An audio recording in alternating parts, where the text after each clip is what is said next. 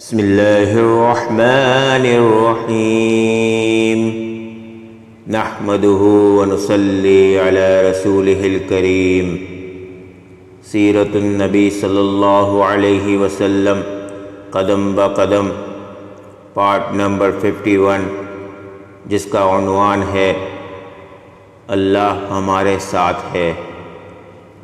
اس طرح انہوں نے تمام سوراخ بند کر دیے مگر ایک سوراخ رہ گیا اور اسی میں سانپ تھا۔ حضرت ابوبکر صدیق رضی اللہ عنہ نے اس سوراخ پر اپنی ایڑی رکھ دی۔ اس کے بعد آن حضرت صلی اللہ علیہ وسلم غار میں داخل ہوئے۔ ادھر صاحب نے اپنے سوراخ پر ایڑی دیکھی تو اس پر ڈنک مارا۔ تکلیف کی شدت سے حضرت ابوبکر صدیق رضی اللہ عنہ کی آنکھوں سے آنسو تو نکل پڑے لیکن انہوں نے اپنے منہ سے آواز نہ نکلنے دی، اس لیے کہ اس وقت آن حضرت صلی اللہ علیہ وسلم ان کے زانوں پر سر رکھ کر سو رہے تھے۔ حضرت ابوبکر صدیق رضی اللہ عنہ نے سانپ کے ڈسنے کے باوجود اپنے جسم کو ذرا سی بھی حرکت نہ دی، نہ آواز نکالی کہ کہیں حضور صلی اللہ علیہ وسلم کی آنکھ نہ کھل جائے۔ تاہم آنکھ سے آنسو نکلنے کو وہ کسی طرح نہ روک سکے۔ وہ حضور صلی اللہ علیہ وسلم پر گرے۔ ان کے گرنے سے حضور صلی اللہ علیہ وسلم کی آنکھ کھل گئی۔ انہوں نے حضرت ابوبکر صدیق رضی اللہ عنہ کی آنکھوں میں آنسو دیکھے تو پوچھا، ابوبکر کیا ہوا؟ انہوں نے جواب دیا، آپ پر میرے ماں باپ قربان، مجھے سانپ نے ڈس لیا ہے۔ آپ صلی اللہ علیہ وسلم نے اپنا لعاب دہن سانپ کے کانٹے کی جگہ پر لگا دیا۔ اس سے تکلیف اور زہر کا اثر فوراً دور ہو گیا۔ صبح ہوئی، آن حضرت صلی اللہ علیہ وسلم کو حضرت ابوبکر رضی اللہ عنہ کے جسم پر چادر نظر نہ آئی تو دریافت فرمایا، ابوبکر چادر کہاں ہے؟ انہوں نے بتا دیا، اللہ کے رسول، میں نے چادر پھاڑ پھاڑ کر اس غار کے سوراخ بند کیے ہیں۔ آپ صلی اللہ علیہ وسلم نے دعا کے لیے ہاتھ اٹھا دیے اور فرمایا، اے اللہ، ابوبکر کو جنت میں میرا ساتھی بنانا۔ اسی وقت اللہ تعالیٰ نے وحی کے ذریعے خبر دی کہ آپ کی دعا قبول کر لی گئی ہے۔ ادھر قریش کے لوگ نبی اکرم صلی اللہ علیہ وسلم کی تلاش میں اس غار کے قریب آ پہنچے۔ ان میں سے چند ایک جلدی سے آگے بڑھ کر غار میں جھانکنے لگے۔ غار کے دہانے پر انہیں مکڑی کا جالا نظر آیا، ساتھ ہی 2 جنگلی کبوتر نظر آئے۔ اس پر ان میں سے ایک نے کہا، اس غار میں کوئی نہیں ہے۔ ایک روایت میں یوں آیا ہے کہ ان میں امیہ بن خلف بھی تھا۔ اس نے کہا، اس غار کے اندر جا کر دیکھو۔ کسی نے جواب دیا، غار کے اندر جا کر دیکھنے کی کیا ضرورت ہے؟ غار کے منہ پر بہت جالے لگے ہوئے ہیں، اگر وہ اندر جاتے تو یہ جالے باقی نہ رہتے، نہ یہاں کبوتر کے انڈے ہوتے۔ حضرت ابوبکر صدیق رضی اللہ عنہ نے جب ان لوگوں کو غار کے دہانے پر دیکھا تو آپ رو پڑے اور دبی آواز میں بولے، اللہ کی قسم، میں اپنی جان کے لیے نہیں روتا، میں تو اس لیے روتا ہوں کہ کہیں یہ لوگ آپ کو تکلیف نہ پہنچائے۔ اس پر نبی کریم صلی اللہ علیہ وسلم نے ارشاد فرمایا، ابوبکر غم نہ کرو، اللہ ہمارے ساتھ ہے۔ اسی وقت اللہ تعالیٰ نے حضرت ابوبکر صدیق رضی اللہ عنہ کے دل کو سکون بخش دیا۔ ان حالات میں ابوبکر صدیق رضی اللہ عنہ کو پیاس محسوس ہوئی۔ انہوں نے آن حضرت صلی اللہ علیہ وسلم سے پیاس کا ذکر کیا تو آپ نے ارشاد فرمایا، اس غار کے درمیان میں جاؤ اور پانی پی لو۔ صدیق اکبر رضی اللہ عنہ اٹھ کر غار کے درمیان میں پہنچے۔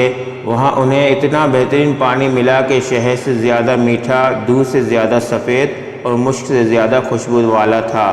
انہوں نے اس میں سے پانی پیا۔ جب وہ واپس آئے، آن حضرت صلی اللہ علیہ وسلم نے ان سے فرمایا، اللہ تعالیٰ نے جنت کی نہروں کے نگران فرشتے کو حکم فرمایا کہ اس غار کے درمیان میں جنت الفردوس سے ایک چشمہ جاری کر دے تاکہ تم اس میں سے پانی پی سکو۔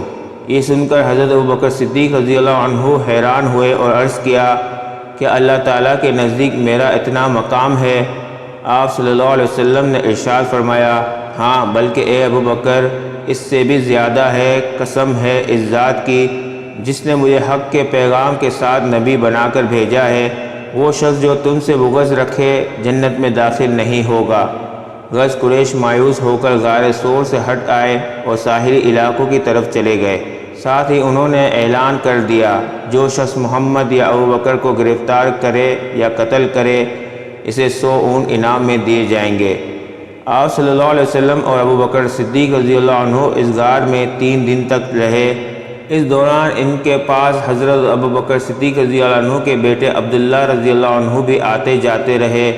یہ اس وقت کم عمر تھے مگر معاملات کو سمجھتے تھے۔ اندھیرا پھیلنے کے بعد یہ غار میں آ جاتے اور منہ اندھیرے فجر کے وقت وہاں سے واپس آ جاتے۔ اس سے قریش یہ خیال کرتے کہ انہوں نے رات اپنے گھر میں گزاری ہے۔ اس طرح قریش کے درمیان دن بھر جو باتیں ہوتی یہ ان کو سنتے اور شام کو آن حضرت صلی اللہ علیہ وسلم کے پاس پہنچ کر بتا دیتے۔ حضرت ابو بکر صدیق رضی اللہ عنہ کے ایک غلام حضرت عامر بن فہیرہ رضی اللہ عنہ تھے۔ یہ پہلے طفیل نامی ایک شخص کے غلام تھے۔ جب یہ اسلام لے آئے تو طفیل نے ان پر ظلم ڈھانا شروع کیا۔ اس پر حضرت ابو بکر صدیق رضی اللہ عنہ نے اس سے انہیں خرید کر آزاد کر دیا۔ یہ حضرت ابو بکر صدیق رضی اللہ عنہ کی بکریاں چرایا کرتے تھے۔ یہ بھی ان دنوں غار تک آتے جاتے رہے۔ شام کے وقت اپنی لکڑیاں لے کر وہاں پہنچ جاتے اور رات کو وہیں رہتے۔ صبح منہ اندھیرے حضرت عبداللہ رضی اللہ عنہ کے جانے کے بعد یہ بھی وہاں سے اپنی بکریاں اسی راستے سے واپس لاتے تاکہ ان کے قدموں کے نشانات مٹ جائے۔ ان 3 راتوں تک ان کا برابر یہی معمول رہا۔ یہ ایسا حضرت ابوبکر صدیق رضی اللہ عنہ کی ہدایت پر کرتے تھے۔ حضرت عبداللہ رضی اللہ عنہ کو بھی ابوبکر صدیق رضی اللہ عنہ نے ہی یہ حکم دیا کہ وہ دن بھر قریش کی باتیں سنا کرے اور شام کو انہیں بتایا کرے۔ عامر بن فہیرہ رضی اللہ عنہ کو بھی یہ ہدایت تھی کہ دن بھر بکریاں چرایا کرے اور شام کو غار میں ان کا دودھ پہنچایا کرے۔ حضرت ابوبکر صدیق رضی اللہ عنہ کی بیٹی اسماء رضی اللہ عنہا شام کے وقت ان کے لیے کھانا پہنچاتی تھی۔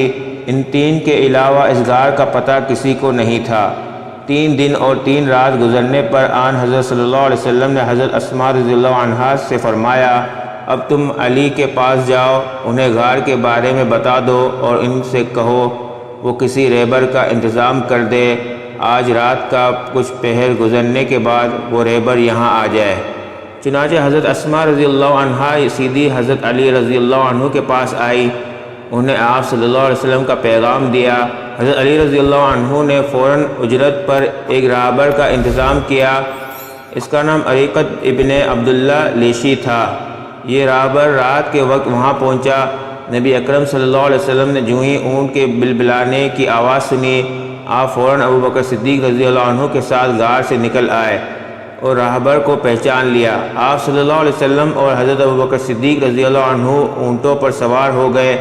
اس سفر میں حضرت ابو بکر صدیق رضی اللہ عنہ نے اپنے بیٹے عبداللہ رضی اللہ عنہ کے ذریعے اپنے گھر سے وہ رقم بھی منگوا لی تھی جو وہاں موجود تھی۔